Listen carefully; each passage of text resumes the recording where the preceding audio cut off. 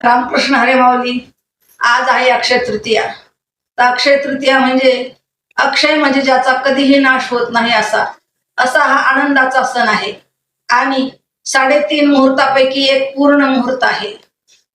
आजच्या दिवशी नवीन वास्तू तसेच वेगवेगळ्या दुकानांचे शुभारंभ म्हणजे उद्घाटन केले जाते. त्यासाठी हा मुहूर्त अतिशय सुंदर आहे. त्याचप्रमाणे आजच्या दिवशी वेदव्यास ऋषींनी महाभारत लिहिण्यास सुरुवात केली होती.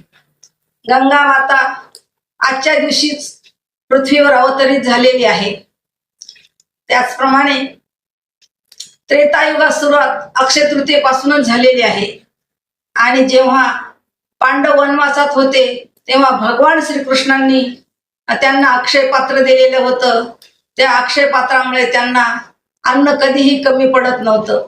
म्हणून आजच्या दिवशी भगवान विष्णू, लक्ष्मी देवी आणि अन्नपूर्णा माता यांची पूजा केली जाते.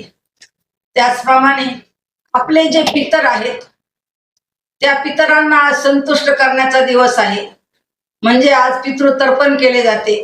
आजच्या दिवशी आपण सर्वांनी आपल्या पितरांची आठवण काढून पितरांच्या नावाने पुरणपोळीचा नैवेद्य, त्याचप्रमाणे आंबे रसाचा नैवेद्य करून आपल्या पितरांना जर आपण संतुष्ट केले तर आपल्या घरात संतती, संपत्ती, शांती आणि आरोग्य लाभते.